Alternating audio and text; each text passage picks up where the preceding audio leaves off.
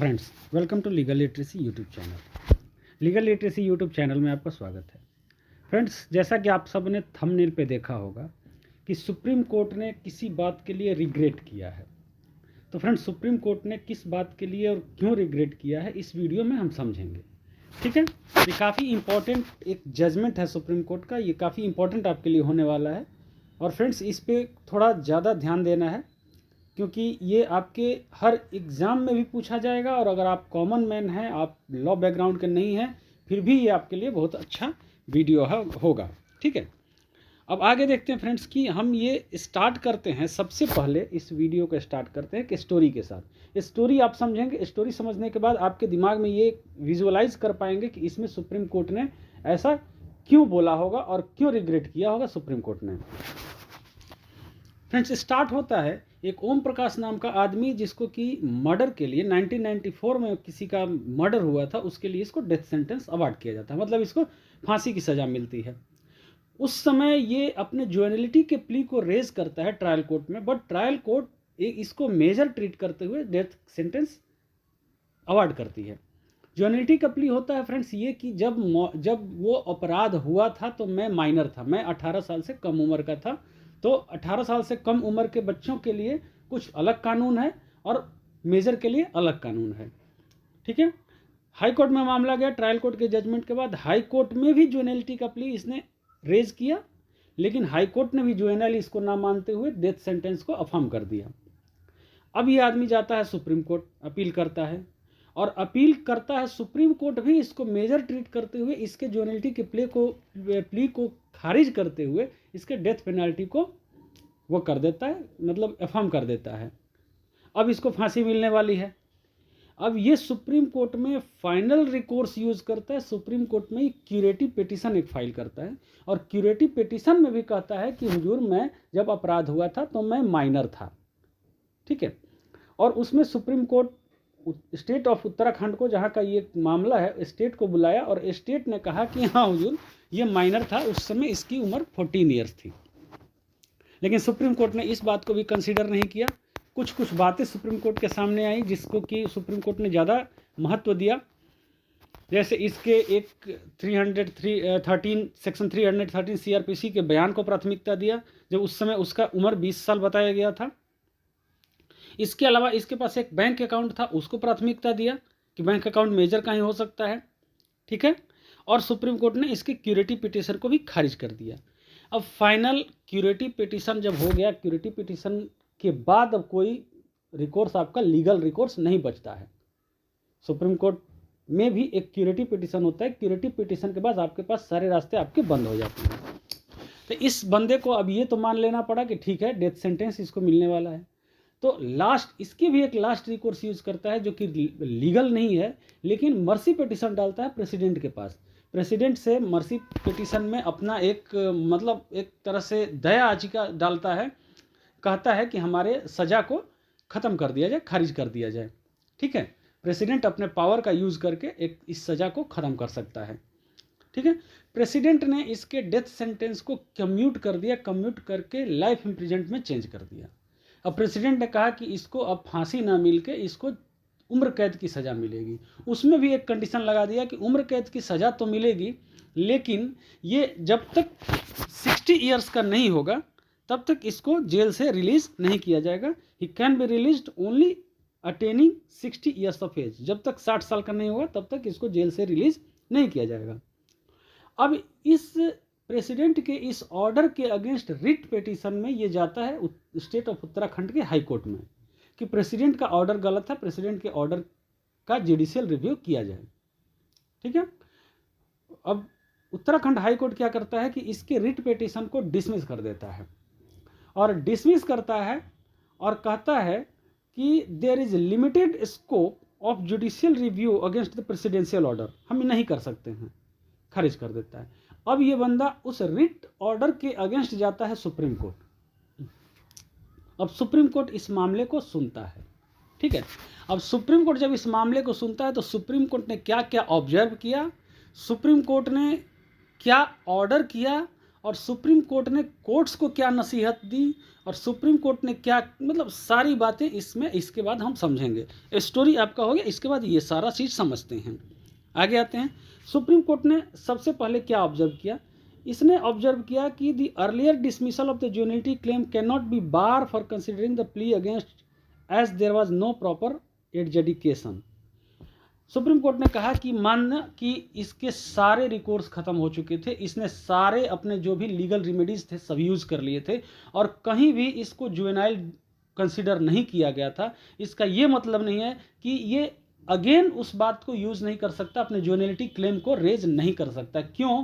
क्योंकि इसका जो एडजुडिकेशन हुआ था वो प्रॉपर नहीं हुआ था, मतलब कि जो कानून के तहत होना चाहिए था, जिस तरह से इसके केस को चलाना चाहिए था उस तरह से नहीं चला था। सुप्रीम कोर्ट ने एक चीज़ और कहा कि जो प्रोसीजरल मैंडेट है under section 9(2) of juvenile justice act, इसको कंप्लाई नहीं किया गया था। इसका क्या मतलब हुआ कि जैसे section 9(2) of juvenile justice act है, ये कहता है कि किस तरह से आपको जुवेनाइल डिक्लेयर किया जाएगा, जुवेनाइल आपको डिक्लेयर करने की प्रक्रिया क्या होगी। तो सुप्रीम कोर्ट ने कहा कि इस केस में इस प्रक्रिया को पूरी तरह से फॉलो नहीं किया गया है। ठीक है, ये वीडियो का हमारा मकसद ये नहीं है कि पूरा का पूरा हम ट्रायल समझें, हमारा मकसद है कि सुप्रीम कोर्ट का ऑब्जर्वेशन क्या आया और इस केस का मतलब क्या है। इस केस का मतलब लास्ट में बताएंगे कि क्या है, इस केस से सुप्रीम कोर्ट कहना क्या चाहता है। ठीक है, एक चीज़ ये हो गया, सुप्रीम कोर्ट ने ये ऑब्जर्व किया। उसके बाद सुप्रीम कोर्ट का था कि सुप्रीम कोर्ट ने कहा कि जो 313 का इसका स्टेटमेंट है, जहां इसको कहा गया कि अपना जो भी स्टेटमेंट है, जो भी पर्टिकुलर्स है, जो भी अपना डिटेल है दो, तो उसमें उस समय उसकी उम्र थी 20 ईयर्स। ठीक है, अब 20 ईयर्स को सही नहीं माना जा सकता, सही नहीं मतलब उसका रियल एज नहीं माना जा सकता है उस समय का जबकि अपराध हुआ था। ठीक है, अगर इसको 20 ईयर्स का एज डिपोजिशन के समय माना भी जाए तो जब अपराध हुआ था उस समय उसकी एज थी 14 ईयर्स। जाहिर सी बात है उस समय माइनर था। कोर्ट को पता नहीं कैसे क्या लगा कि कोर्ट ने उसको माइनर कंसीडर नहीं किया। ठीक है, दूसरी बात कि कोर्ट ने एक इस चीज पे भी अपना रिलायंस शो किया, इस चीज को भी माना कि इसके पास एक बैंक अकाउंट था। अब बैंक अकाउंट को कोर्ट ने मान लिया कि बैंक अकाउंट है तो मेजर होगा, लेकिन ऐसा नहीं है। जब इसने ये लाया, अपने आरटीआई का एक रिप्लाई प्रोड्यूस किया जिसमें कहा गया कि माइनर को भी बैंक अकाउंट खोलने का हक है, माइनर के भी बैंक अकाउंट होते हैं। अब ये सुप्रीम कोर्ट क्यूरेटिव पिटीशन तक नहीं देखा था, लेकिन जब रिट के अगेंस्ट सुप्रीम कोर्ट गया है लास्ट में आदमी, तब सुप्रीम कोर्ट ये सारी चीज़ों को देख रहा है। अब सुप्रीम कोर्ट ने कहा कि सुप्रीम कोर्ट ने ये कहा कि जब अगर प्रॉपर एडजुडिकेशन केस का नहीं हुआ हो तो दोबारा जुवेनिलिटी का प्ली को रेज किया जा सकता है, लेकिन अगर प्रॉपर एडजुडिकेशन हुआ हो, हर बातों को देखा गया हो, कोर्ट ने पूरा सोच समझ के फैसला दिया हो, तो दोबारा लिटिगेशन नहीं किया जा सकता, मतलब दोबारा रेज नहीं किया जा सकता जुवेनिलिटी के प्ली को। अब इससे क्या हुआ कि जुवेनिलिटी के प्ली अगर उसका क्यूरेटिव पिटीशन तक डिसमिस हो चुका है, जुवेनाइल नहीं माना गया है, तो दोबारा वो इस पिटीशन को, इस प्ली को दोबारा रेज कर रहा है कि नहीं नहीं नहीं मैं तो माइनर था। तो इस बात को सुप्रीम कोर्ट कब सुनेगा? जब सुप्रीम कोर्ट को ये लगेगा कि पहले इसकी बात को ढंग से सुना नहीं गया है।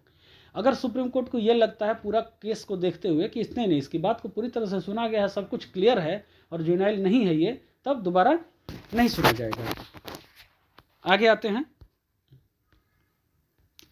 अब सुप्रीम कोर्ट ने एक बहुत ही अच्छी बात कही इसमें।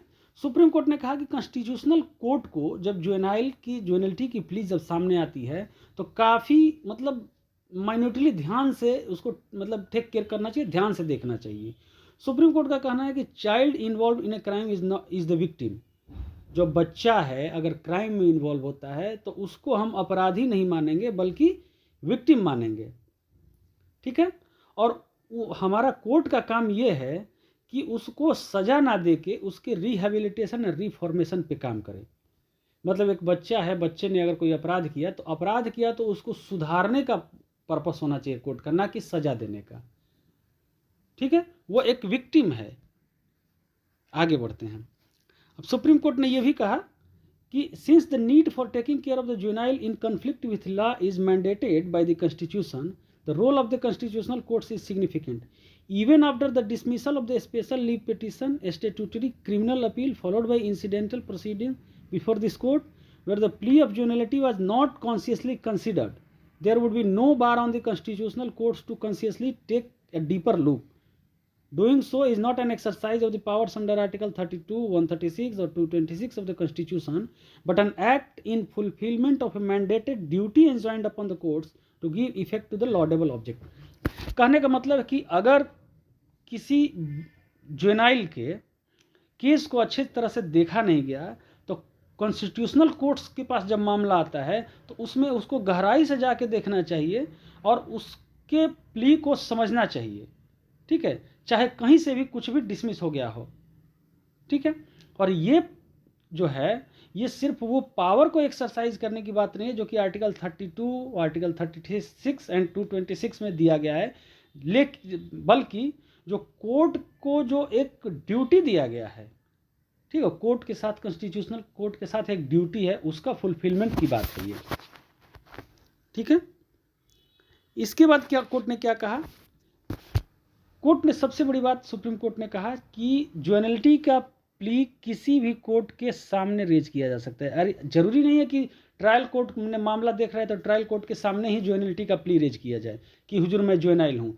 उसके बाद अपील में जब आता है आदमी हाई कोर्ट में, तो हाई कोर्ट में भी कर सकता है कि नहीं मैं जुवेनाइल था, मेरे केस को अच्छे से देखा नहीं गया, सुप्रीम कोर्ट में भी कर सकता है, ठीक है। अब यही चीज़ है कि plea of juvenility can be raised before any court, ठीक है, और when such plea is raised it shall be recognized and cannot be brushed aside in a casual or whimsical manner.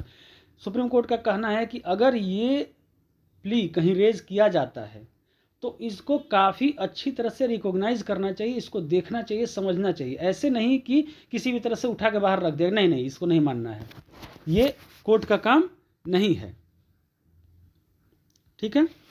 इसके बाद क्या कहा कि जुडिशियल जो है मटेरियल जो रिकॉर्ड पे है तो एक ड्यू डिटर्मिनेशन होना चाहिए, कोर्ट को एक अच्छे से उस पर फोकस करना चाहिए, ठीक है। कोर्ट से ये उम्मीद किया जाता है कि एक कॉन्शियस को सेटिस्फाई करने के लिए, मतलब ये देखने के लिए कि वास्तव में जुवेनाइल है या नहीं है, काफ़ी मतलब बढ़िया से, काफ़ी अच्छे से उसको ध्यान देना चाहिए, और जो एक्ट में दिया गया है उससे भी आगे चले जाए कोर्ट तो कोई प्रॉब्लम नहीं है, ठीक है।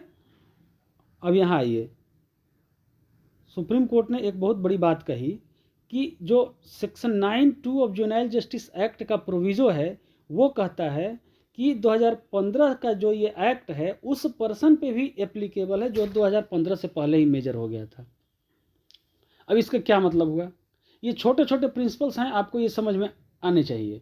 इसका क्या मतलब हुआ कि मान लो कोई किसी पर्सन ने अगर 2003 में या 2002 में कोई अपराध कर दिया, कोई जुवेनाइल है, 15 साल का पर्सन है, चाहे हाँ 15 साल 16 साल का कोई जुवेनाइल बच्चा है, उसने कोई अपराध कर दिया, मान लो उसने 2010 में कर दिया, 2013 में 15 से 18 हो गया और मेजर हो गया, एक्ट आया 2015 में, ठीक है, 2 साल पहले मेजर हो गया, तो ये एक्ट जो है उस पर भी लागू होगा, उसके लिए भी ये एक्ट है।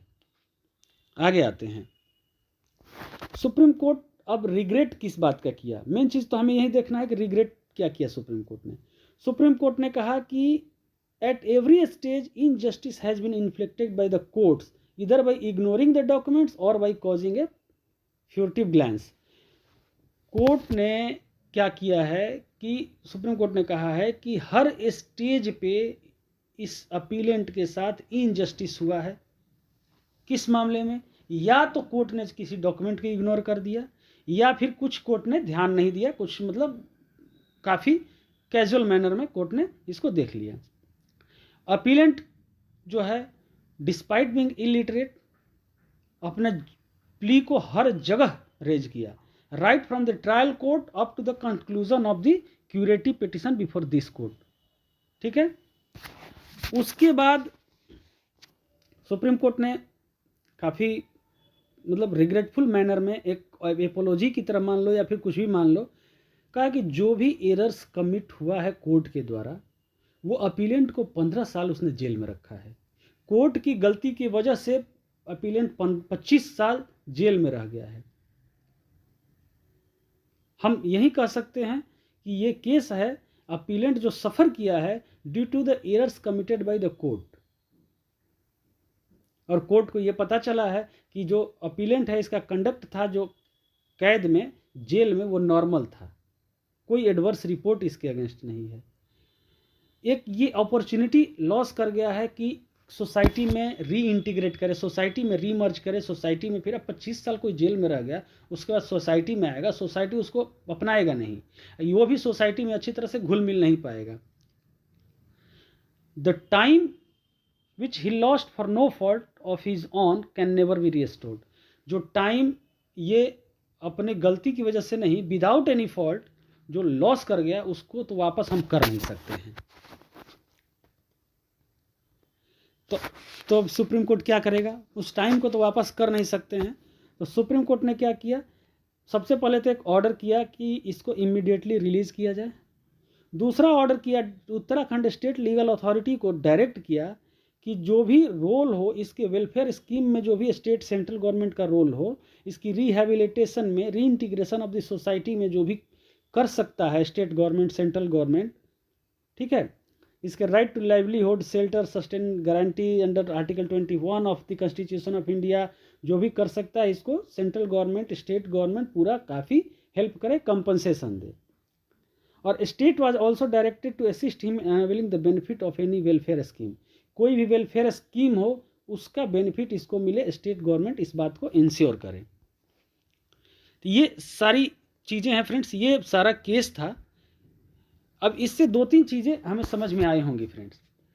एक चीज़ तो ये कि ज्वेनलिटी का प्ली कभी भी हम कहीं भी रेज कर सकता है कोई। दूसरी बात कि ज्वेनलिटी का प्ली इवन आफ्टर कि उसने सारे अपने लीगल रिकोर्सेज को कंप्लीट कर लिया है, उसके पास कोई लीगल रेमेडी अब नहीं बची है, फिर भी वो कर सकता है, दोबारा लिटिगेशन हो सकता है उसके लीगल ज्वेनलिटी के इशू पे, ये सारा चीज़ हो सकता है। तीसरा चीज़ कि जुवेनाइल का जो जुवेनाइल जस्टिस एक्ट 2015 है वो उस पर्सन पे भी लागू होता है जो 2015 के पहले मेजर हो गया है।